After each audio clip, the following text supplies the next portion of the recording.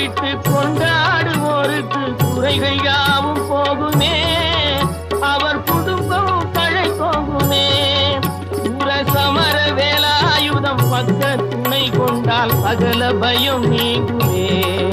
ஐயன் முருகனை கூப்பிட்டு